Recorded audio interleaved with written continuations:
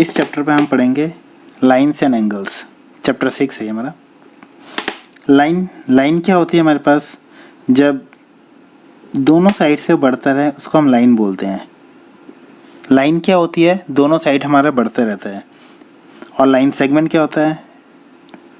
जिसके दो and points होते हैं उसको लाइन सेगमेंट बोलते हैं। रे जो एक साइड बढ़ती रहती है और एक साइड स्टॉप हो जाता है उसको बोलते हैं रे। कोलिनियर पॉइंट्स क्या होते हैं? जब एक ही लाइन में 3 या 3 से ज़्यादा पॉइंट्स आते हैं तो उसे हम कोलिनियर पॉइंट्स बोलते हैं। जैसे ये एक लाइन हो गई, इसमें 3 या 3 से ज़्यादा पॉइंट, 1 पॉइंट, 2 पॉइंट, 3 पॉइंट। जिस भी लाइन में 3 या 3 से ज़्यादा पॉइंट, कम से कम 3 तो होने चाहिए, इससे ज़्यादा भी हो सकते हैं। जब 3 या 3 से ज़्यादा पॉइंट एक ही लाइन में हो तो कोलिनियर पॉइंट्स होते हैं। नॉन कोलिनियर पॉइंट्स क्या होते हैं? जब वो एक लाइन में ना हो। सपोज करो एक पॉइंट ये रहा, एक पॉइंट ये रहा, एक पॉइंट ये रहा, देखेंगे तो ये एक लाइन में है ही नहीं है, ये तो अलग जा रहा है, इस लाइन में नहीं है, तो ये नॉन कोलिनियर पॉइंट्स हो जाते हैं हमारे।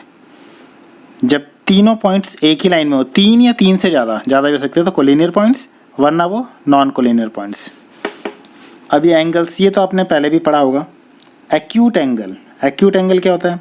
जब वो 0 से ज़्यादा होता है और 90 डिग्री से कम हो तो उसे एक्यूट एंगल बोलते हैं हम लोग। ये सब आपने पहले भी पिछली भी क्लास में पढ़ रखा होगा। Right angle triangle, right angle कितने का होता है? राइट एंगल होता है हमारा 90 डिग्री। जब वो 90 डिग्री का होता है तो राइट एंगल होता है। ऑब्ट्यूज एंगल क्या होता है? जब वो 90 से ज़्यादा और 180 से कम हो। 90, ये 90 होता है, 90 से ज़्यादा हो और 180 से कम हो, है ना, तो वो क्या होता है? ऑब्ट्यूज एंगल होता है। और हम पढ़ेंगे इसके अंदर स्ट्रेट एंगल। स्ट्रेट लाइन ये होती है, स्ट्रेट एंगल ये हो गया स्ट्रेट एंगल। स्ट्रेट एंगल हमारा कितने डिग्री का होता है? 180 डिग्री का होता है। स्ट्रेट एंगल कितने का होता है? 180 डिग्री का होता है। इसमें हम एक नया चीज़ पढ़ेंगे 9th क्लास में, रिफ्लेक्स एंगल। रिफ्लेक्स एंगल क्या होता है हमारा? 180 से ज़्यादा होता है और 360 से कम होता है। 180 से ज़्यादा, 360 से कम। ये क्या चीज़ है? मतलब देखेंगे हमें कैसे पता लगाएंगे रिफ्लेक्स एंगल क्या चीज़ है। अगर ये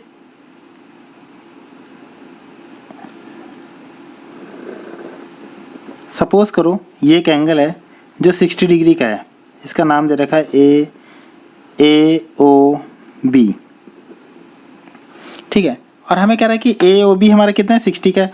वो कह रहा है रिफ्लेक्स एंगल निकालो, वो कह रहा है कि रिफ्लेक्स निकालो, रिफ्लेक्स एंगल AOB निकालने को कह रहा है। तो रिफ्लेक्स एंगल यानी ये हो गया हमारा पूरा कितने का होता है सर्कल? 360 का। अगर मैं 360 में से माइनस कर दूं एंगल, 60 माइनस कर दूं तो यानी हमारे पास कितना आएगा? 300। यानी जो रिफ्लेक्स एंगल है वो हमारा कितने का होगा? 300 का। और रिफ्लेक्स एंगल हमेशा 180 से ज़्यादा रहेगा वो, और 360 से कम रहेगा। जो भी रिजल्ट निकलेगा वो 180 से ज़्यादा, 360 से कम रहेगा, ठीक है। कॉम्प्लीमेंट्री एंगल क्या होता है? जब दो एंगल का सम 90 डिग्री होता है तो उसे हम कॉम्प्लीमेंट्री एंगल बोलते हैं।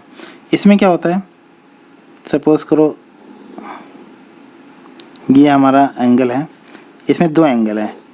ये एक एंगल मान लो 50 का मान लो, तो दूसरा कितने का होगा? 40 का। तो ये कॉम्प्लीमेंट्री एंगल है। मैं बोल रहा कि भाई एक एंगल मेरा 60 का है तो दूसरा कितने का होगा, और मैंने ये भी बता रहा हूँ साथ में कि वो कॉम्प्लीमेंट्री एंगल है, तो दूसरा होगा वो 30 डिग्री का होगा। कॉम्प्लीमेंट्री एंगल में क्या होता है? दो एंगलों का सम कितना होता है? 90 डिग्री होता है। अब सप्लीमेंट्री एंगल में क्या होता है? Two angles who sums is 180। जब उसका सम 180 डिग्री होता है तो वो सप्लीमेंट्री एंगल होता है, जब दो एंगल का सम 180 डिग्री हो। ये हमारा सपोज एक लाइन है, ये हो गया। अब दो एंगल का सम, एक एंगल हमारा मान लो 60 है तो दूसरा कितना होगा? 120 होगा। जब दो एंगलों का सम हमारा कितना हो? 180 हो तो सप्लीमेंट्री एंगल कहलाता है। मान लो मैंने बोला कि मेरा एक एंगल 70 है तो दूसरा एंगल कितने का होगा? अगर मैंने बोला सप्लीमेंट्री एंगल है, सप्लीमेंट्री एंगल बोला तो 110 होगा। अगर मैंने बोला कॉम्प्लीमेंट्री है तो अगर एक वो 70 है तो दूसरा कितने का होगा? वो 20 का होगा, क्योंकि इनका 90 होना चाहिए सम, और इनका सम कितना होना चाहिए? इनका सम 180 होना चाहिए। एडजस्टेड एंगल कैसे होते हैं? जब दो एंगल्स का एक ही वर्टेक्स होता है, ये वर्टेक्स होता है, जो कोना होता है उसे वर्टेक्स बोलते हैं। जब दो एंगल्स का, ये एंगल्स है हमारा, इसको एंगल बोलते हैं। जब दो एंगलों का एक ही वर्टेक्स होता है, इस वाले एंगल का और इस वाले एंगल का, ठीक है, ये दिख रहा है आपको, ये रहा एक एंगल ऐसे बना हुआ है और इसका ये ऐसे, ये ठीक है।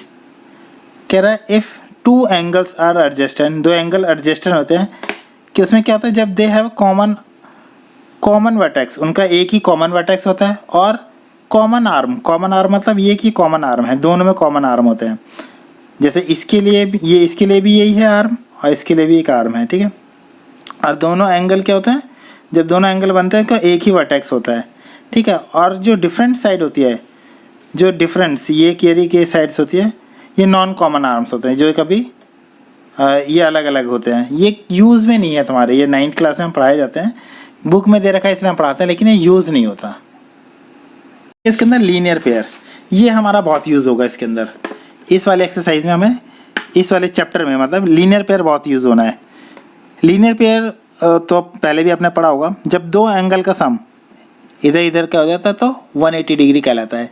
अगर मैंने आपको बोला कि भाई ये मान लो ये मैंने आपको बोला 60 डिग्री है, अब मैंने बोला फाइंड x, मैंने कहा x फाइंड करो, तो आप क्या लिखोगे, सिंपल से लिखोगे x + 60 इक्वल टू में 180, और लिखोगे लीनियर पेयर, क्या लिखोगे, लीनियर पेयर लिखोगे आप, और आप इसको इधर से यहाँ ले आओगे 180 - 60, और x हमारा कितना हो गया 120, ये हमारा लीनियर पेयर लिखोगे आप इसमें। जब ऐसे करके लिखा हो, जब एक स्ट्रेट लाइन, एक सीधी लाइन हो, और इसके ऊपर क्या हो, एक ऐसे करके एक एंगल बना रखा हो और एक लाइन ऐसे जा रखी हो, तो दो एंगलों का सम कितना होगा इनका 180, इसको लीनियर पेयर बोलेंगे। अच्छा, बाई चांस क्या होता है, कुछ बच्चों को पता नहीं है कि अगर बाई चांस 3 हो जाए, कई बार क्या होता है स्कूल में नहीं पता लगता बच्चों को, अगर अब 3 आ जाए इसके अंदर, ये अगर बोला जाए ये हमारे पास, ये मान लो हमारे को दे, ये हमें फाइंड करना है x, और ये हमें दे रखा है, ये हमें दे रखा 90, और ये दे रखा 60, और बोलेंगे फाइंड x। अब आप इसमें लीनियर पेयर नहीं लिखना, आप इसमें स्ट्रेट लाइन लिखना, कि जब 3 हो जाते हैं तो आप लीनियर पेयर नहीं, पेयर मतलब जब जोड़ा होता है, जोड़ा, आप इस वाले कंडीशन में आप पेयर नहीं लिखोगे, आप इसमें लिखोगे स्ट्रेट लाइन। क्या लिखोगे, स्ट्रेट लाइन। कैसे, अगर इस वाले क्वेश्चन करना तो आप करोगे x + 90 + 60 इक्वल टू में 180, और रीज़न क्या दोगे, स्ट्रेट लाइन, एक सीधी रेखा होती है, स्ट्रेट लाइन,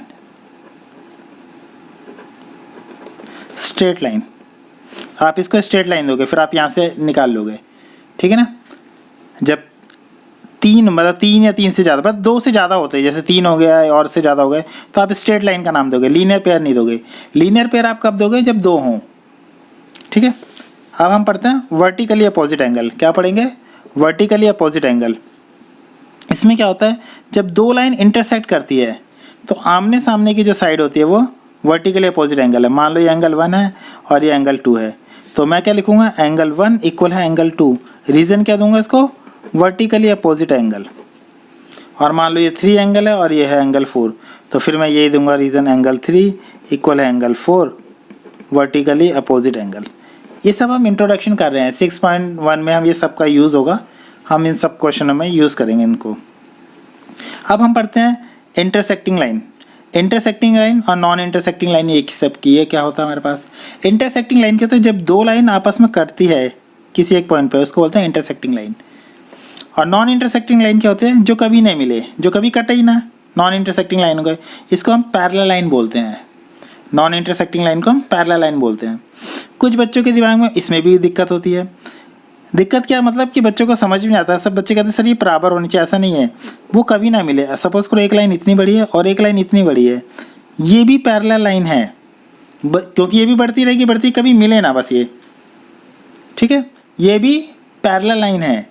बच्चे कहते हैं नहीं सर ये दोनों बराबर होनी चाहिए, जैसे ये बराबर, ऐसा नहीं है, ऐसा ज़रूरी नहीं कि दोनों बराबर हो, लेंथ में छोटी बड़ी हो सकती है, ठीक है। ये भी हमारा पैरेलल लाइन है, ओके। कुछ भी क्वेश्चन मतलब कुछ भी इसमें से, ये इंट्रोडक्शन दे रहा हूँ अभी तो मैं आपको पढ़ाऊँगा कि 6.1 में कैसे क्वेश्चन है। मेरी नेक्स्ट वीडियो में मैं आपको 6.1 कराऊँगा पूरा, ओके।